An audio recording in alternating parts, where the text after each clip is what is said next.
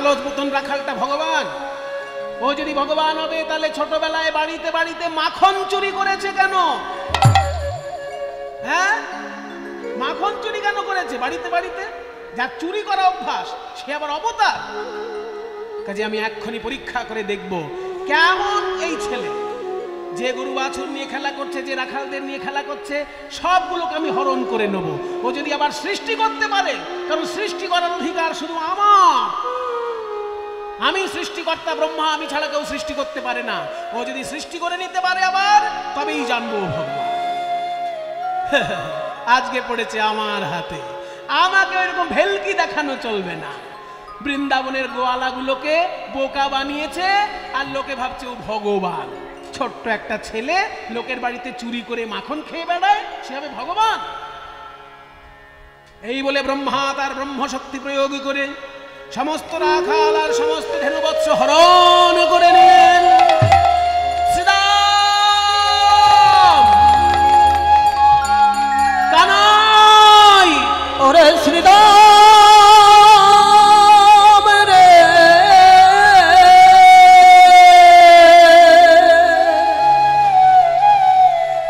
আমার শ্রীরাম তো ওইখানে দাঁড়িয়ে ছিল, কোথায় গেল? কোথায় গেল আমার শ্রীরাম? ধবলি,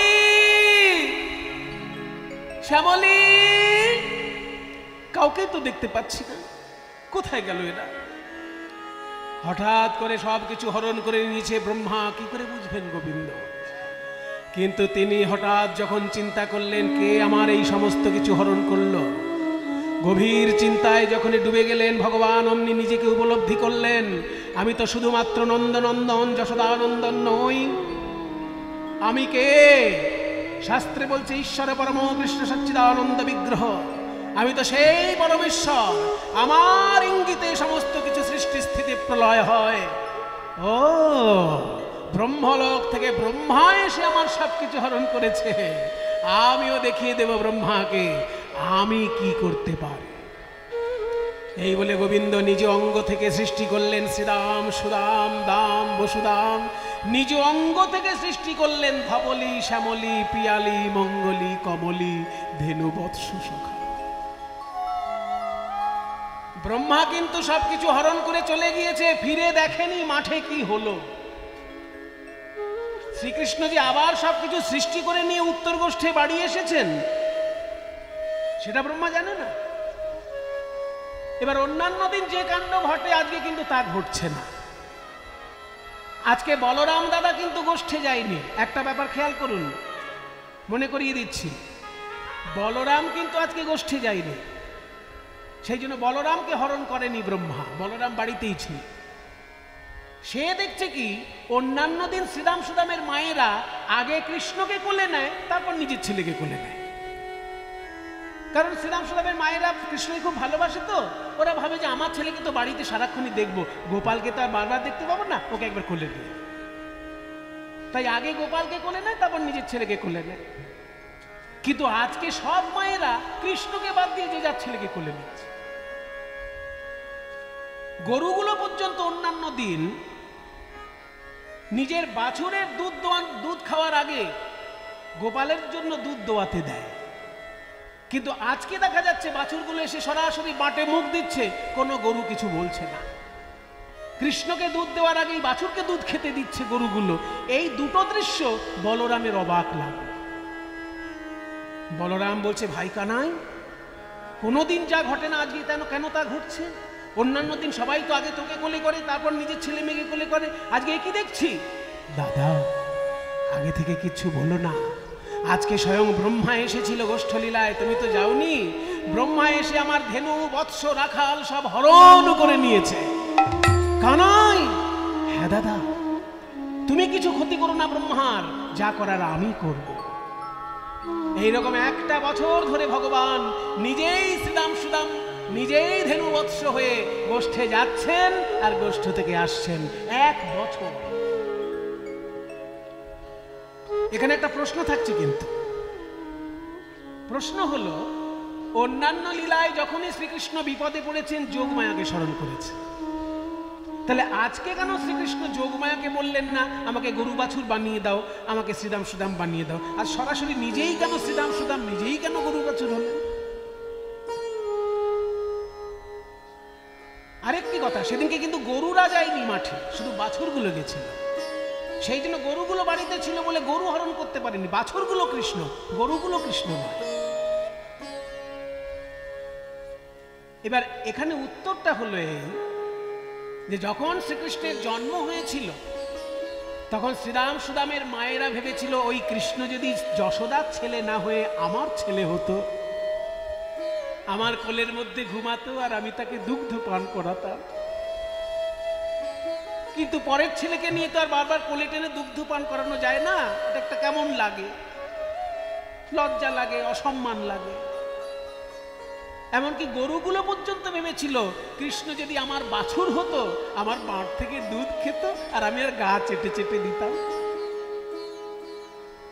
এই যে গরুগুলো মনোবাসনা করেছিল আর শ্রীরাম সুদামের মায়েরা কৃষ্ণকে ছেলে রূপে কামনা করেছিল, এই সমস্ত মায়ের মনোবাসনা পূর্ণ করার জন্য আজকে শ্রীকৃষ্ণ নিজেই হয়েছে শ্রীরাম সুদাম দাম বসুদাম, আর নিজেই হয়েছে বাছুর। তাই বাছুর রূপে শ্রীকৃষ্ণই দুগ্ধ পান করছেন 1 বছর ধরে গরুগুলো। 1 বছর পর যখন ব্রহ্মা এসেছে, এসে দেখে একই, দেখে যেমন ব্রজ তেমন আছে, যেমন ব্রজ তেমন আছে। ওই শ্রীদাম সুদাম দাম বসুদাম ধবলি শ্যামলি, শ্রীরাম সুদাম দাম বসুদাম ধবলি শ্যামলি আদি, শ্রীরাম সুদাম দাম বসুদাম ধবলি শ্যামলি আদি। দেখে যেমন ব্রজ তেমন আছে। আমি যে বৃন্দাবনে এসেছিলাম, ধেনু বৎস হরণ করেছিলাম, রাখাল হরণ করেছিলাম, তাদেরকে তো আমি এখনো সঙ্গে আনিনি। তবে এখানে নতুন রাখাল, নতুন বৎসকুল কেন দেখছি? কে সৃষ্টি করলো এদেরকে?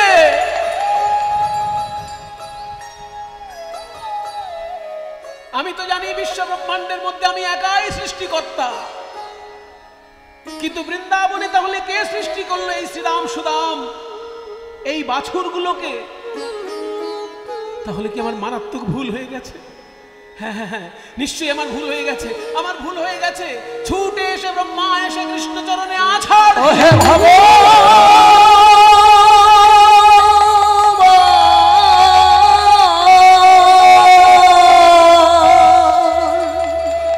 ব্রহ্মার 4টি মাথা একসঙ্গে কৃষ্ণের 2টি পায়ে লুটিয়ে পড়ল।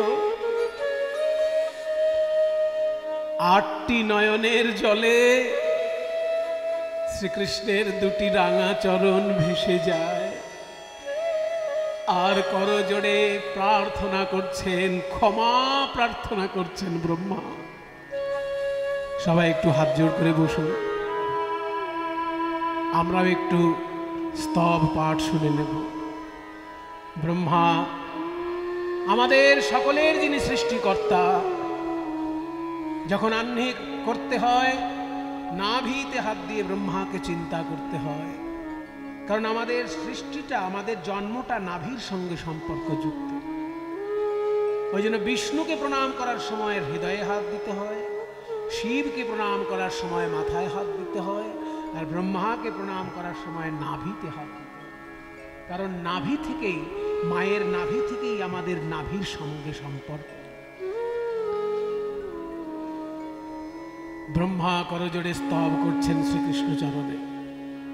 ওম কৃষ্ণায় বাসুদেবায় হরয়ে প্রণতাত্মনে প্রণত ক্লেশনাশায় গোবিন্দায় নমো নমঃ।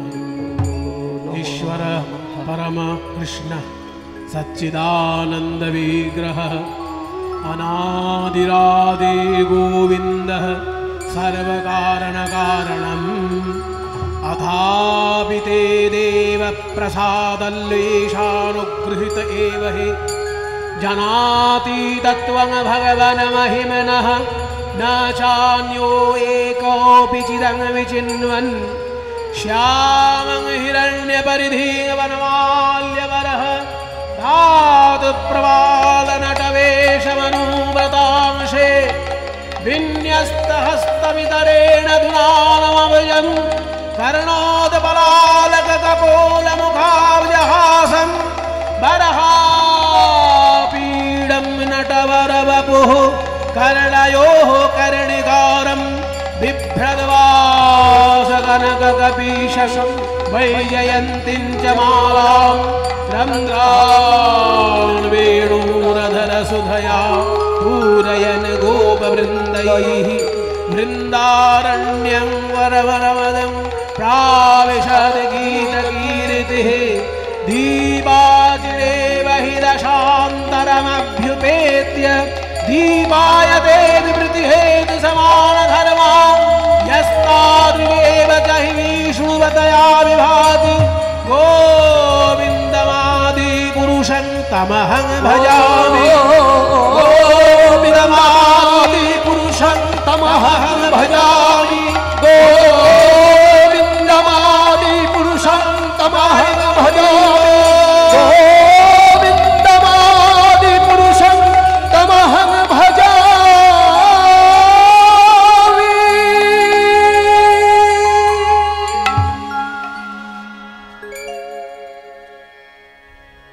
স্তব্ধ হও ব্রহ্মা। কি ভাবো কি তুমি নিজেকে? আমার কাছে তুমি সৃষ্টি করার অধিকার পেয়েছো আর আমার লীলাতেই তুমি আঘাত করতে এসেছো।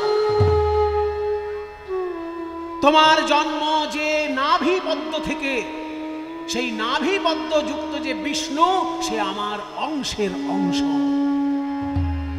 আর তোমার এত বড় সাহস তুমি আমার লীলায় সন্দেহ করো। अवजानन्ति मां मूढ़ा मानुषिं तनुमाश्रितं परं भावमजानन्तो मम भूत महेश्वरम। আমার সত্যিকারের স্বরূপ জানতে না পেরে এই পৃথিবীর বোকা লোকগুলো, এই পৃথিবীর বোকা মানুষগুলো আমাকে নররূপে লীলা করতে দেখে আমাকে অবজ্ঞা করে। কারণ তারা আমার স্বরূপ জানে না, তারা আমার তত্ত্ব জানে না, তাই মানুষ রূপে আমাকে লীলা করতে দেখে আমাকে অবজ্ঞা করে পৃথিবীর বোকা লোক। তুমিও তাহলে সেই বোকা লোকের মধ্যে পড়লে। সর্বশাস্ত্রজ্ঞ ব্রহ্মা হয়েও তুমি আমার লীলায় সন্দেহ করেছ। তাই যাও, আগামী কলিযুগে তুমি নরকুলে জন্মগ্রহণ করো। হে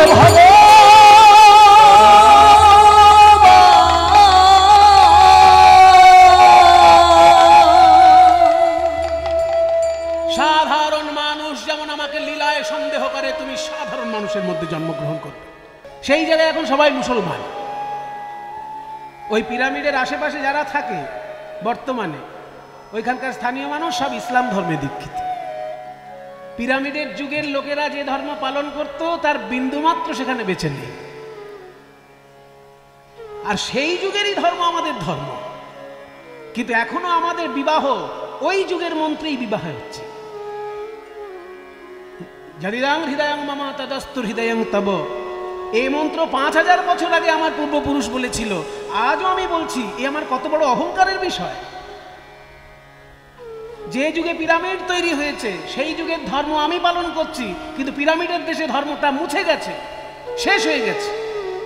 আমার দেশের ধর্ম এখনো স্বমহিমায় সুপ্রতিষ্ঠিত।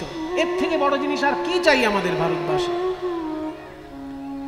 আর আমাদের ধর্ম তো গাঁজাখুরি ধর্ম নয়, পদে পদে তত্ত্ব শিক্ষা দিচ্ছে।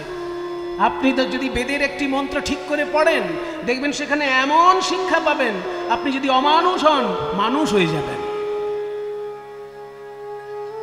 বেদ বলছে সর্বে ভবন্তু সুখিনঃ সর্বে সন্তু নিরাময়ঃ সর্বে ভদ্রাণি পশ্যন্তু মা কশ্চিৎ দুঃখ ভাগ ভবেৎ। আপনি ইসলাম ধর্মের কাছে যান, দেখুন সেখানে বলবে যে ইসলাম ধর্মের লোকেরা যেন সুখে থাকে। আর কে কেমন থাকবে আমার দেখার দরকার নেই। আপনি খ্রিস্টান ধর্মের লোকের কাছে যান, সেখানে পাদ্রীরা প্রার্থনা করবে খ্রিস্টানগুলো যেন ভালো থাকে। আর কে কেমন আছে আমার তো দরকার নেই। কিন্তু সনাতন ধর্মের বেদ কি বলছে? সর্বে ভবন্তু সুখিনঃ, সবাই যেন সুখে থাকে। কারণ তখন বেদ যখন সৃষ্টি হয়েছে তখন ইসলাম বলে কিছু ছিল না, খ্রিস্টান বলে কিছু ছিল না, এটা সবাই পরে এসেছে। বেদ সব থেকে প্রাচীন শাস্ত্র পৃথিবীর মধ্যে। আর সে যে মঙ্গল কামনা করছে ঈশ্বরের কাছে, বলছে সর্বে ভবন্তু সুখিনঃ, সবাই যেন সুখে থাকে। সর্বে সন্তু নিরাময়াঃ, সবাই যেন নিরাময়, রোগ ব্যাধি থেকে মুক্ত থাকে। সর্বে ভদ্রাণি পশ্যন্তু, সবাই যেন ভালো জিনিস চোখে দেখতে পায়। এইটা একটা বড় ব্যাপার। ছোটবেলা থেকে যদি একজন চুরি দেখে, সে আস্তে আস্তে বড় চোর তৈরি হবে। কিন্তু ছোটবেলা থেকে যদি একজন বৈষ্ণবের সাধনা দেখে, সে বড় বৈষ্ণব না হতে পারলেও অন্তত একটা ছোট লোক হবে না, ভদ্রলোক হবে, চোর অন্তত হবে না। ছোটবেলা থেকে যদি বৈষ্ণবের যাজন, ব্রাহ্মণের যজন কেউ দেখতে পারে, সে বড় হয়ে অন্তত একটা পাষণ্ড হবে না, ভদ্রলোক তৈরি। সেই জন্য বলছে সর্বে ভবন্তু সুখিনঃ সর্বে সন্তু নিরাময়াঃ সর্বে ভদ্রাণি পশ্যন্তু, সবাই যেন ভালো জিনিস দেখতে পায়। মা কশ্চিৎ দুঃখ ভাগ ভবেৎ, কেউ যেন দুঃখ না পায়। এই একটা মন্ত্রই তো যথেষ্ট জগতের কল্যাণ কামনার জন্য। তাই এটা আমাদের গর্ব যে পৃথিবীতে যে যুগে পিরামিড তৈরি হয়েছে, সেই যুগে আমাদের ঋগ্বেদের মন্ত্র, আর সেই মন্ত্র আজ পর্যন্ত পুজোর মধ্যে, যজ্ঞের মধ্যে প্রচলিত আছে, আমাদের বিবাহ সংস্কারের মধ্যে, আমাদের শ্রাদ্ধ সংস্কারের মধ্যে প্রচলিত আছে। এটাই তো আমাদের গর্বের ব্যাপার। তাই প্রথম বললাম ঋগ্বেদ থেকে মন্ত্র, অগ্নিমীড়ে পুরোহিতম, মানে অগ্নিকে আমি উপাসনা করি। এখানে অগ্নি শব্দের অর্থ মানে শুধু আগুন নয়। অগ্নি মানে আগুন, ঠিক কথা, কিন্তু অগ্নি মানে শুধু আগুন নয়। অগ্নির তাত্ত্বিক অর্থ আছে। অগ্রে নিয়তে ইতি অগ্নি, অর্থাৎ যে তোমাকে এগিয়ে নিয়ে যায় সে হচ্ছে অগ্নি, যে আগে অবস্থান করে সেই হচ্ছে অগ্নি। এগুলো তাত্ত্বিক অর্থ। এমনি অগ্নি মানে তো আগুন, কিন্তু অগ্নি শব্দটার তাত্ত্বিক অর্থ হচ্ছে অগ্রে নিয়তে ইতি অগ্নি, যে তোমাকে জীবনে এগিয়ে নিয়ে যেতে সুবিধা করবে। ভগবান সবসময় তোমার মঙ্গল চাইছেন, তোমাকে এগিয়ে নিয়ে যাচ্ছেন। তুমি ভালো কাজ করলেই জানবে তার ইচ্ছায় করছো, আর মন্দ কাজ করলেই জানবে তোমার ইচ্ছায় করছো। যখনই তুমি ভালো কাজ করছো জানবে ঈশ্বরের ইচ্ছা হচ্ছে, কারণ ঈশ্বর হচ্ছেন মঙ্গলময়, তোমাকে দিয়ে করিয়ে নিচ্ছেন মঙ্গল কর্ম। তাই অগ্রে নিয়তে ইতি অগ্নি, অগ্নিমীড়ে পুরোহিতম, তিনি পুরোহিত মানে জগতের তিনি কল্যাণ চান। দেবস্য যজ্ঞস্য দেবম, এই যজ্ঞের তিনি দেবতা, আবার ঋত্বিজম, তিনিই হলেন এই যজ্ঞের ঋত্বি। হোতারম, তিনিই আবার এই যজ্ঞের হোতা। রত্নধাতমম, রত্ন ধারণ করে আছেন আমাদেরকে দেবেন বলে। তাহলে ঈশ্বরের উপাসনার প্রথম কথা, ঋগ্বেদের প্রথম মন্ত্র, সেই হাজার হাজার বছর প্রাচীন যুগের আমরা শুনলাম। ওম অগ্নিমীড়ে পুরোহিতম যজ্ঞস্য দেবম ঋত্বিজম হোতারম রত্নধাতমম। এটা ঋগ্বেদের মন্ত্র।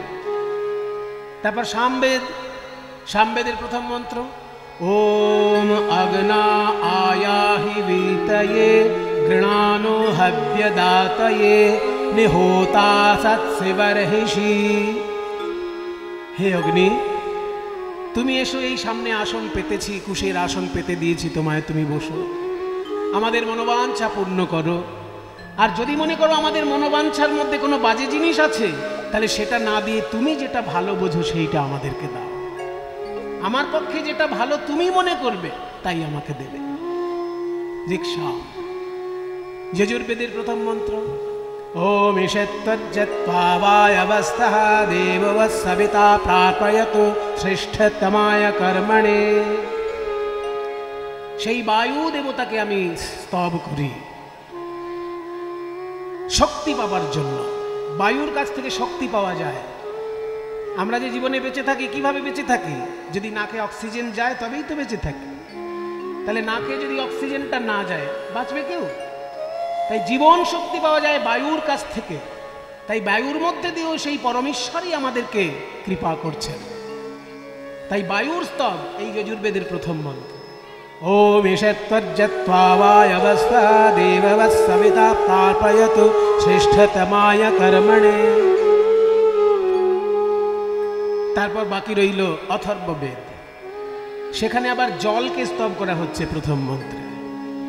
ওম ষণ্ণো দেবীরভিষ্টয়ে আপো ভবন্তু বীতয়ে সংয়োরভিশ্রবন্তু নাহ। সাং মানে শান্তি, আমাদের শান্তি বিধান করুন। জলের মধ্যে দিয়ে ঈশ্বর আমাদেরকে শান্তি বিধান করুন। সাং নো দেবীর অভিষ্টয়ে, আমাদের সমস্ত অভিষ্ট দেবী পালন করুন। সাং নো দেবীর অভিষ্টয়ে আপো ভবন্তু পীতয়ে। এই যে পবিত্র জল, এই জল যখন আমরা পান করব, সেই পবিত্র জলের মধ্যে দিয়ে আমাদের দেহ মন প্রাণ সব কিছু যেন পবিত্র হয়ে যায়। এইরকম সুন্দর সুন্দর কল্যাণকর কামনা বাসনা মুনিগণ তাদের ঋষিগণ তাদের মন্ত্রের মধ্যে প্রকাশ করেছেন। আমাদের ভাগ্য ভালো না তো পৃথিবীতে আর কার ভাগ্য ভালো? আরে মশাই, এসি ঘর, পৃথিবীতে যে দেশে যাবেন সেই দেশে পাবেন, কিন্তু ঋগ্বেদের মন্ত্র সব দেশে পাবেন? ওটা ভারতবর্ষেই পাবেন। এটিএম মেশিন, যে দেশে যাবেন সেই দেশে নেই, এটিএমে কার্ড ঢোকালেই পয়সা বেরিয়ে আসবে। কিন্তু মুনি ঋষি কোথায়? মুনি ঋষি আমাদের ভারতবর্ষ, এটাই তো আমাদের গর্ব। এখনো মুনি ঋষি জন্মগ্রহণ করছেন, হয়তো আমরা চিনতে পাচ্ছি না, আমাদের কপাল খারাপ, হয়তো দেখতে পাচ্ছি না। 50 বছর পরে জানা যাবে উনি একজন মুনি ঋষি ছিলেন। চোখের সামনে হয়তো ঘুরঘুর করেছে, আমরা চিনতে পারি। তাই পরম সৌভাগ্য আমাদের ভারতবর্ষে আমরা জন্মগ্রহণ করেছি। আজকে আমরা এমন একজন মহাজনের কথা শুনব, যিনি মহাপ্রভুর উপদেশ অক্ষরে অক্ষরে পালন করে দেখিয়ে দিয়েছেন কিভাবে উপদেশ পালন করতে হয়। মহাপ্রভু বলেছেন, খাইতে শুইতে নাম যথা তথা লয়, কাল দেশ নিয়ম নাই সর্বসিদ্ধি হয়। মহাপ্রভুর কথা এটা। খাইতে শুইতে নাম, নাম নামকারে বধা নিজ সর্বশক্তি সত্রার্পিতা নিয়মিত স্মরণেন কাল। एतादृशी तव कृपा भगवन् ममापि दुर्दैवमिदृशमिहाजनिनानुराग। एतादृशी तव कृपा भगवन् ममापि दुर्दैवमिदृशमिहाजनिनानुराग। এই শ্লোকটা মহাপ্রভুর লেখা। অবশ্য মহাপ্রভু লিখে যাননি, বলে গেছেন, শুনে শুনে লিখেছিলেন রূপ গোস্বামী তার পদ্মাবলী গ্রন্থে। পরবর্তীকালে পদ্মাবলী গ্রন্থ থেকে কৃষ্ণদাস কবিরাজ চৈতন্য চরিতামৃতের একদম শেষ অধ্যায়ে রেফারেন্স দিয়েছে। ভালো বইতে অন্য ভালো বইয়ের রেফারেন্স থাকে। তো কৃষ্ণদাস কবিরাজ যে চৈতন্য চরিতামৃত লিখেছেন তার একদম শেষ অধ্যায়ে মহাপ্রভুর বলে যাওয়া 8টি শ্লোক পরপর পাওয়া যায়। সেইখানে এইটি বলা হয়েছে, নাম নামকারী বহুধা। অর্থাৎ ভগবান কৃপা করে তার নামকে অনেক ভাগে ভাগ করলেন। ভগবান একজন, কিন্তু নাম 78 কৃষ্ণের 78 নাম পড়েছেন না আপনারা? যশোদা রাখিল নাম জাদু আছে ধর, আরো কত কি আছে, আমার সবগুলো মনে নেই, আমার মা পড়তেন। তাহলে 108টা শ্রীকৃষ্ণের নাম, কিন্তু শ্রীকৃষ্ণ তো একজন। কেন একজন ভগবানের হাজারখানেক নাম? আবার হাজার নামও আছে। মহাভারতের পাতা খুলে দেখুন, সেখানে শ্রী বিষ্ণুর সহস্র নাম রয়েছে। গেয়ং গীতা নাম সহস্রম ধ্যেয়ং শ্রীপতি রূপ ময়স্রম। তাহলে ভগবানের যে হাজার নাম মহাভারতের পাতায় আছে, একজন ভগবান, তার হাজার নাম কেন? এর কারণ হচ্ছে হাজার মানুষের বুদ্ধিবৃত্তি হাজার রকমের। সেই জন্য প্রত্যেকটি মানুষ নিজ বুদ্ধিবৃত্তি অনুসারে যাতে নামটা নিতে পারে, নিজের ভক্তি অনুসারে নামটা যাতে নিতে পারে, সেই জন্য একই ভগবানের ভিন্ন ভিন্ন নাম। উদাহরণ দিচ্ছি, মনে করুন যে শ্রীকৃষ্ণকে সন্তানের মতো ভালোবাসে, এমন ভক্ত তো আছে যে কৃষ্ণকে নিজের ছেলের মতো করে ভালোবাসে। পাবেন, খুঁজে দেখবেন, এরকম ভক্ত পেয়ে যাবেন। তাহলে যে শ্রীকৃষ্ণকে সন্তানের মতন ভালোবাসে, সে কোন নামটা বেশি বলবে? যশোদা দুলা, নন্দনন্দন, যশোদানন্দন, এই নামগুলো সে বেশি বেশি করে বলবে। যে কৃষ্ণকে ছেলের মতো করে ভালোবাসে সে কি বলবে কৃষ্ণকে রাধা রমন? রাধার সঙ্গে রমন শব্দটা যদি থাকে, ওই মধুর রসের শব্দটা তো বাৎসল্য রসের জন্য তৈরি হয়নি, কারণ রাধা শব্দের সঙ্গে রমন শব্দটা রয়েছে, সেটা মধুর রসের অনুরাগী ভক্ত যারা তারা বলবে। কিন্তু যে বাৎসল্য রসের অনুরাগী সে তো নন্দনন্দন বলুক, যশোদানন্দন বলুক। এই জন্য এক ভগবানের এত নাম, যে বিভিন্ন বিভিন্ন রস অনুসারে ভক্ত তৈরি হয়, বিভিন্ন বিভিন্ন রস অনুসারে যাতে তারা নাম নিতে পারে, তাই এক ভগবানের এত নাম। নাম নামকারী বহুধা, প্রথম কথা। দ্বিতীয় কথা কি? নিজ সর্বশক্তি তার পিতা, ভগবান তার নিজের সমস্ত ক্ষমতা নামের মধ্যে দিয়ে দিয়েছে।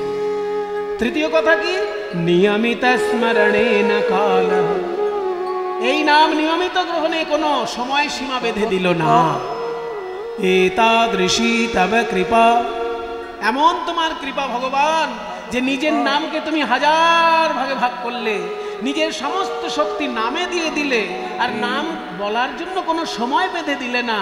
অথচ আমার দুর্ভাগ্য দেখো, দুর্দৈবমিদৃশমিহাজনিনানুরাগ, এমন আমার দুর্ভাগ্য যে এই হরিনামে আমার কোনো রুচি এলো না, হরিনামে আমার কোনো অনুরাগ জন্মগ্রহণ করলো না। আজকে শুভ একাদশী, আজকে আমাদের পরম সৌভাগ্য, সেই হরিনামের সঙ্গে আমরা যুক্ত হতে পেরেছি।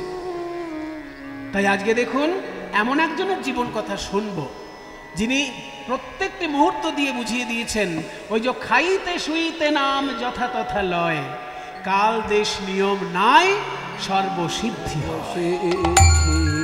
সেই নাম যিনি জীবন দিয়ে দেখিয়ে দিয়েছেন তার কথা আজকে আমরা শুনবো। দেখি পদকর্তা কি বলছেন। পদকর্তা বলছেন, কলি ঘোর তিমিরে গড়া ষোল জগজন, কলির ঘোর অন্ধকার যখন জগৎবাসীকে গ্রাস করল, ধর্ম কর্ম রহু দূর, ধর্ম আর কর্ম বিদায় নিল। অন্ধকার এমন একটা জিনিস যে সেখানে ধর্ম থাকতে পারে না আর কর্ম থাকতে পারে না, অধর্ম এসে উদয় হয় আর কুকর্ম এসে উদয় হয়। এই যে এতগুলো আলো জ্বলছে এখানে, কীর্তনে আপনারা রস আস্বাদন করছেন, কিন্তু সব আলোগুলো যদি নিভে যায় তখন একটা অস্বস্তি বোধ হবে না? আর আলোগুলো যদি নিভে যায়, কারোর উপকার হোক না হোক, একটা মানুষের উপকার হবে যদি কেউ এখানে পকেট মার থাকে, সে দেখবে এই সুযোগ পেয়েছি বাবা, একবার শুধু লাইটটা নিভে গেছে আমার জীবনে, দেখি পাশের লোকটার হয়তো 500 টাকার নোট কখানে এনেছে দেখে নি। তাহলে কি বললাম, যখনই অন্ধকার এসে যায় তখন ধর্ম সেখান থেকে বিদায় নেয়, কর্ম সেখান থেকে বিদায় নেয়, অধর্ম এসে উপস্থিত হয় আর কুকর্ম এসে উপস্থিত হয়। এইখানেই ঘটে যেতে পারে। আলো চলছে, সবাই সুন্দরভাবে গান শুনছে, যেই অন্ধকার অমনি পকেটম্যানের কাজ শুরু।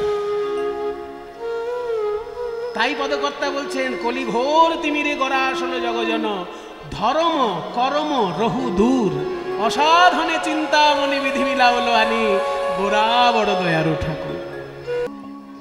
আরো কেন না, তিনি জনগণের কল্যাণের জন্য 4টি বিষয়ের শাস্ত্র তৈরি করেছেন: ধর্মশাস্ত্র, অর্থশাস্ত্র, কামশাস্ত্র এবং মোক্ষশাস্ত্র। ধর্ম, অর্থ, কাম, মোক্ষ 4 রকমের শাস্ত্র তার মুখ থেকে বেরিয়েছে, 4টি বেদ তার মুখ থেকে বেরিয়েছে। তাই 4টে বদন ব্রহ্মার। কিন্তু এই ব্রহ্মার যখন মৃত্যু হয়, এনারও কিন্তু মৃত্যু হয়। আমাদের কাছে ব্রহ্মা অমর, কিন্তু ব্রহ্মার কাছে ব্রহ্মা অমর নয়। কারণ আমাদের জীবনে তো একটাই যুগ যায়, আর ব্রহ্মার জীবনের মধ্যে দিয়ে অনেক যুগ পার হয়। কিন্তু এমন একটা সময় আসবে যে ব্রহ্মারও মৃত্যু ঘটবে। ব্রহ্মার একটা দিনের হিসেব বলে দিই, তাহলে আপনাদের মাথায় ঢুকে ঠিক ঠিক করে বসে যাবে সব। আমাদের যে যুগ চলছে, এই যুগটার নাম কি? কলিযুগ। এর আগের যুগটার নাম দাপর যুগ। তার আগের যুগটার নাম ত্রেতা যুগ। তার আগের যুগটার নাম সত্য যুগ। সত্য যুগ, ত্রেতা, দাপর, কলি, সত্য, ত্রেতা, দাপর, কলি, সত্য, ত্রেতা, দাপর, কলি, এইরকম যদি 71 বার যায়, এই যে রাউন্ড সত্য, ত্রেতা, দাপর, কলি, সত্য, ত্রেতা, দাপর, কলি, ঘুরে ঘুরে যদি 71 বার শেষ হয়, তবে একটা মন্বন্তর শেষ হয়, মানে একজন মনুর রাজত্বকাল সম্পূর্ণ হয়। এইরকম 14 জন মনুর রাজত্বকাল সম্পূর্ণ হলে তবে ব্রহ্মার একটা দিন শেষ হয়। 4টে যুগ 71 বার ঘুরলে তবে একটা মন্বন্তর, 14টা মন্বন্তর হলে তবে ব্রহ্মার একটা দিন শেষ হলো। এইরকম 360 দিন শেষ হলে ব্রহ্মার একটা বছর তৈরি হয়। এরকম 100 বছর ব্রহ্মার আয়ু। কাজেই আমাদের কাছে ব্রহ্মা অমর, কিন্তু ব্রহ্মার কাছে ব্রহ্মা অমর নয়। তার এখন বয়স চলছে 50 বছর 1 দিন। ব্রহ্মার 50 বছর পার হয়ে গেছে, আর 51 বছরের প্রথম দিনটা চলছে। প্রথম দিনটার মধ্যে 14টা মন্বন্তর হবে, তার মধ্যে 7 নম্বর মন্বন্তর চলছে। এখন যে মন্বন্তর চলছে সেটা 7 নম্বর, তার নাম বৈবস্বত মন্বন্তর। এই 7 নম্বর বৈবস্বত মন্বন্তরের মধ্যে 71 বার 4 যুগ হবে, তার মধ্যে 28 নম্বর কলিযুগে আমরা বাস করছি। এর আগে 27 বার সত্য ত্রেতা দ্বাপর কলি, সত্য ত্রেতা দ্বাপর কলি, সত্য ত্রেতা দ্বাপর কলি হয়ে গেছে। কাজে আমাদের কাছে ব্রহ্মা অমর, কিন্তু ব্রহ্মার কাছে ব্রহ্মা 100 বছর পরে মরে। এখন ব্রহ্মার বয়স তার হিসেব অনুযায়ী 50 বছর 1 দিন। তার যখন 100 বছর হবে তার মৃত্যু হবে। এবার ব্রহ্মার আবার প্রমোশন হয়। কোনো অফিসার যদি ঠিক ঠিক কাজ করতে পারে তাহলে একটা সময়ে তার প্রমোশন হয়।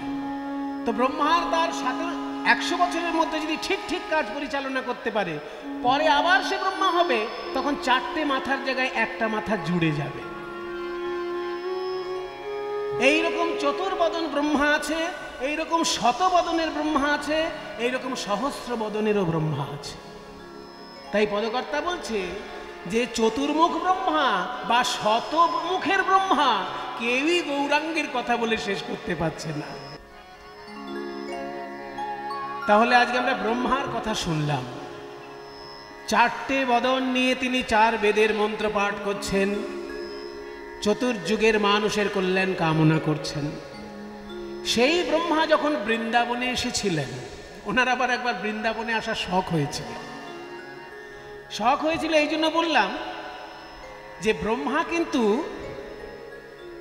নিজের ক্ষেত্রে শ্রেষ্ঠ দেবতা, কিন্তু হলে কি হবে, শ্রীকৃষ্ণ এমন জায়গায় থাকেন কোনোদিন কৃষ্ণ দর্শন ব্রহ্মার কপালে জোটেনি। কারণ ব্রহ্মা যেখানটা থাকেন সেটা হচ্ছে একটা পদ্মফুল। সেই পদ্মফুলে ব্রহ্মা বসে আছেন, আর পদ্মফুলের গোড়াটা রয়েছে বিষ্ণুর নাভিতে। বিষ্ণু শুয়ে রয়েছেন বিরাট বড় একটা সাগরে সাপের বিছানা করে। এই গোটা ব্যাপারটা একটা ডিমের মধ্যে ঘটছে। সেই ডিমটার নাম হচ্ছে ব্রহ্মাণ্ড। এই ব্রহ্মাণ্ডগুলো যেখানে ভাসছে তার নাম কারণ সমুদ্র। এর ঊর্ধ্বে হচ্ছে বৈকুণ্ঠ, আর বৈকুণ্ঠের ঊর্ধ্বে হচ্ছে গোলক ধাম। গোলকে থাকে কৃষ্ণ, তার নিচে বৈকুণ্ঠ, আর তার নিচে হচ্ছে কারণ সমুদ্র। এবং এই ব্রহ্মাণ্ড বলুন আর বিষ্ণু শুয়ে আছে বলুন, সব নিচে। কাজে বৈকুণ্ঠেও ব্রহ্মা যায়নি, আর তার উপরে গোলক ধামেও ব্রহ্মা যায়নি। সেই জন্য শ্রীকৃষ্ণ দর্শন ব্রহ্মার কপালে হয়। নারদের কাছে খবর পেয়েছে যে শ্রীকৃষ্ণ নাকি গোলক থেকে নেমে এসে ভুলোকে লীলা করবে, অর্থাৎ বৃন্দাবনে এসে লীলা করবে গোলকের কৃষ্ণ। এই খবরটা সত্যি কিনা জানার জন্য ব্রহ্মা এসেছে বৃন্দাবনে। আর এসে দেখে কি, এক দল ছেলে খেলা করছে গরু বাছুর নিয়ে। তার মধ্যে কালো মতন যে ছেলেটা, তার নাম নাকি কৃষ্ণ। আরে কেবা খেলা করছেন কৃষ্ণ, দেখতে কেমন লাগছে পদকর্তা বর্ণনা করছেন। খেলাটা রাম সুন্দর শ্যাম, মোহন মুরতি মধুর ঠাম, কাচনি পাচনি বেত্র বেনু মুরলি খুরলি গানরি। বড় লোফা তালে আরে কেবা খেলা তোরা সুন্দর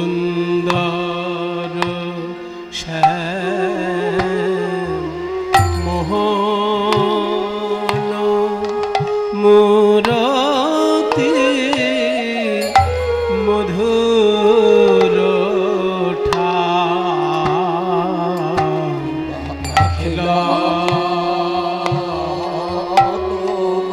রাম সুন্দর শ্যাম মধুর মুরলী মধুর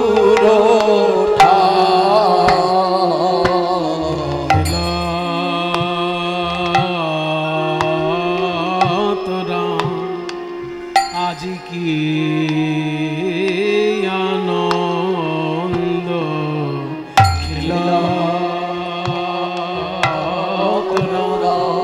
আজ কি আনন্দ শ্রী যমুনার তীরে কি আনন্দ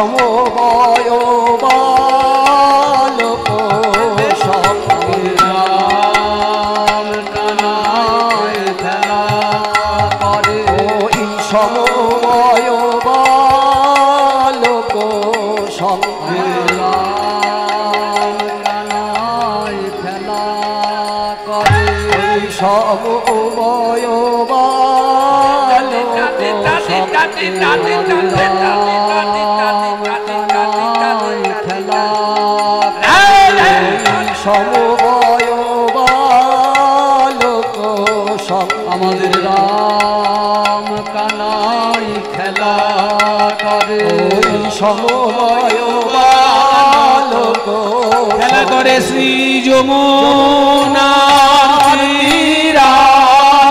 করে সমবয় বালক সঙ্গে যমুনার বিরালোক সমবয় বালক সাজ যমুনার বিরালোক রে সমবয় বালক সমাজ যমুনার তীরে আনন্দ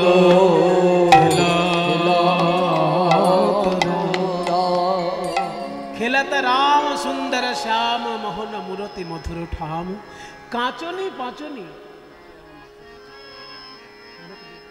কাঁচনি পাচনি বেত্র বেনু কাচনি পাচনি বেত্র বেনু কাঁচনি আহামরি আহামরি মরি রে কাচনি পাচনি আহামরি আহা মরি মরি যাই রে শোভার বলি হরি আহা মরি আহা মরি রে যাই রে শোভার বলি আহা মরি মরি রে যাই রে শোভার বলি মরি মরি মরি রে কাচনি পাচনি বেত্র বেনু মুরলি খুরলি গান রে মুরলি খুরলি গান মুরলি খুরলি মুরলি মুরলি খুরলি গান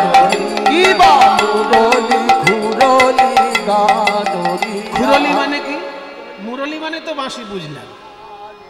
মুরলী মানে বিশেষ ধরনের বাঁশি। মুরলী মানে বাঁশি বলে দিলে হবে না, বিশেষ ধরনের বাঁশি একটা মুরলী, যেটা লম্বায় হতে হবে 2 হাত আর 4টি ছিদ্র থাকবে। হস্তদ্বয়মিতায়ামা মুরলী চারুনাদি। তাহলে এই যে মুরলী মানে 2 হাত লম্বা বুঝলাম, কিন্তু খুরলি জিনিসটা কি? খুরলি মানে আবার শিঙা। মুরলী খুরলি গানরি কিবা মুরলী খুরলি গানরি কিবা মুরলী বাঁশি বাজায়ে চলে রাগের মূর্ছনা দিয়ে বাজায় রাগের মূর্ছনা দিয়ে বাজায় রাগের মূর্ছনা দিয়ে বাজায় রাগের মূর্ছনা দিয়ে বাজায় আহা মুরলী খুরলি গানরি কিবা মুরলী খুরলি গানরি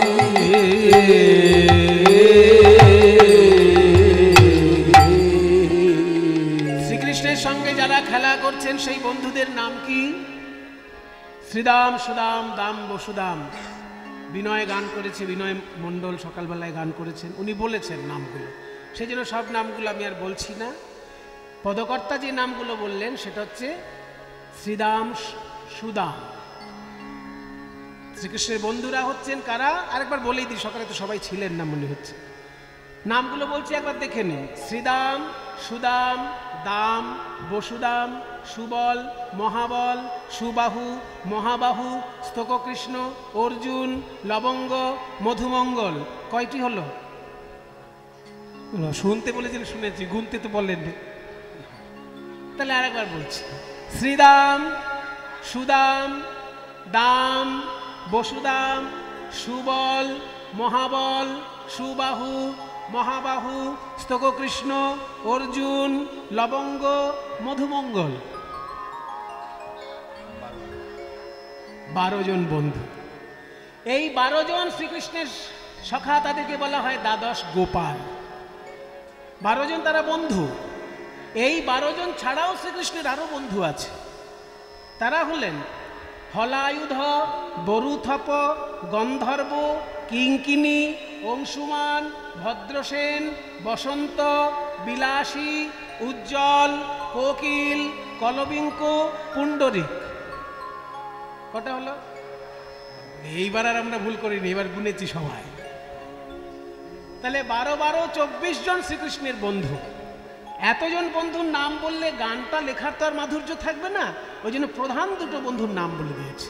প্রিয় শ্রীদাম, সুদাম মে, প্রিয় শ্রীরাম, প্রিয় শ্রীরাম, প্রিয় শ্রীরাম, সুদাম মেলি তপন তনয়া তীরে কেলি। প্রিয় শ্রীরাম, সুদাম মেলি তপন তনয়া তীরে কেলি। ধবলি শ্যামলি আউরি আহা আউরি, ধবলি শ্যামলি আওরি আওরি পুকারি চলত কানরি। কিবা ধবলি শ্যামলি আওরি আওরি ফুকারি চলত কানরি।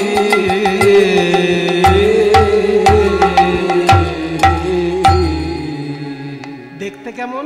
বয়সে কিশোর নবীন ভাতি, বয়সে কিশোর নবীন ভাতি, জৈসে ইন্দু জলদ কাতি। বয়সে কিশোর নবীন ভাতি, জৈসে ইন্দু জলদ কাতি। ইন্দু মানে চাঁদ, জলদ মানে মেঘ। শ্রীকৃষ্ণের শ্রী অঙ্গ যেন মেঘ, আর বদনটি যেন চাঁদ। যেন চাঁদ উঠেছে, যেন চাঁদ উঠেছে, ওই মেঘের পরে চাঁদ উঠেছে। ওই মেঘের পরে চাঁদ উঠেছে। বদন দেখলে এই মনে হয় মেঘের পরে চাঁদ উঠেছে। ওই বদন দেখলে এই মনে হয় চারু চন্দ্রিকা গুঞ্জাহার, চারু চন্দ্রিকা গুঞ্জাহার, বদনে মদন ভানরি, আহা বদনে মদন ভানরি। যিনি আজকে খেলা করছেন শ্রীদাম সুদাম দাম্ব সুদামের সঙ্গে, ধবলি শ্যামলি গরু বাছুরের সঙ্গে, সেই শ্রীকৃষ্ণ কে জানো? রক্তহাড় মাংসে গড়া একটা মানুষের শরীরের মতো দেখতে হলে উনি সাধারণ কেউ নয়। উনি কে? আগম নিগম বেদসার, আগম নিগম বেদসার। আগম নিগম, আগম শাস্ত্র কাকে বলে? না যে শাস্ত্র শিবের মুখ থেকে বেরিয়েছে আর মা দুর্গার কানে প্রবেশ করেছে। আগতং শিব বক্তৃভ্য গতং চ গিরিজা মুখে, গতং চ গিরিজা শ্রুতৌ, মতং চ বাসুদেবস্য স আগম ইতি। অর্থাৎ শিবের মুখ থেকে বেরিয়ে মা দুর্গার কানে প্রবেশ করেছে, সেই শাস্ত্রের নাম আগম, অর্থাৎ তন্ত্রশাস্ত্র। যে কোনো তন্ত্রের গুরু হচ্ছেন শিব ঠাকুর, বক্তা হচ্ছেন শিব ঠাকুর। আর নিগম কাকে বলে? না যে শাস্ত্র ব্রহ্মার মুখ থেকে বেরিয়েছে, নারদের কর্ণে প্রবেশ করেছে, অর্থাৎ 18 পুরাণ, মহাভারত ইত্যাদি স্মৃতিশাস্ত্র, এগুলো হচ্ছে ব্রহ্মার শাস্ত্র নিগম। আর যেগুলো ব্রহ্মা শিবের শাস্ত্র নয়, ঋষিগণ সত্য দর্শন করে উপলব্ধি করে মুখ থেকে বলেছেন, সেগুলো হচ্ছে অপৌরুষেয় বেদ। সাক্ষাৎ ঈশ্বর যখন মন্ত্ররূপে নেমে এসেছেন, তার নাম বেদ শাস্ত্র। তাহলে শিবের শাস্ত্র আগম, ব্রহ্মার শাস্ত্র নিগম, আর সাক্ষাৎ ঈশ্বর রূপে বেদ। এই 3 রকম শাস্ত্রের সার তত্ত্ব যিনি, তিনিই আজকে খেলা করছেন।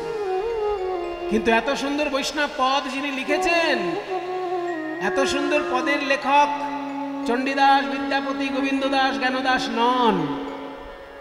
এত সুন্দর পদ যিনি লিখেছেন, তিনি হলেন একজন মুসলমান।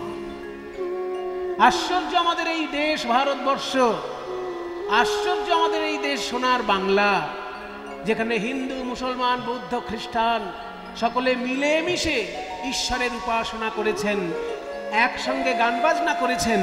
আর আমাদের দেশের অসুস্থ রাজনীতি বারবার মানুষের মধ্যে ভেদাভেদ তৈরি করছে। দেখুন, মুসলমান লিখেছে এত সুন্দর পদ, আজকে সে মুসলমান কই?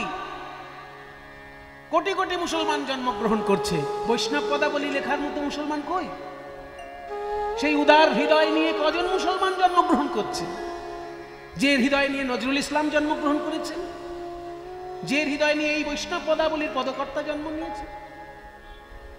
এই পদের লেখক যিনি, তার নাম নাসির মাহমুদ। সেই জন্য তার নাম যখন আমরা বলবো, তাকে আমরা প্রণাম জানাবো। নাসির মাহমুদ করো তয়া, নাসির মাহমুদ করো তয়া। নাসির মাহমুদ বলে আমি ওই চরণে শরণ নিলাম। নাসির মাহমুদ আমি ওই চরণে শরণ নিলাম, যেন চরণ ছাড়া করো না হে। আমি ওই চরণে শরণ নিলাম, চরণ ছাড়া করো না হে। আমি ওই চরণে শরণ নিলাম, চরণ ছাড়া করো না হে। ওই নাসির মাহমুদ করো দয়া, চরণে শরণ দান রে, চরণে শরণ দান রে।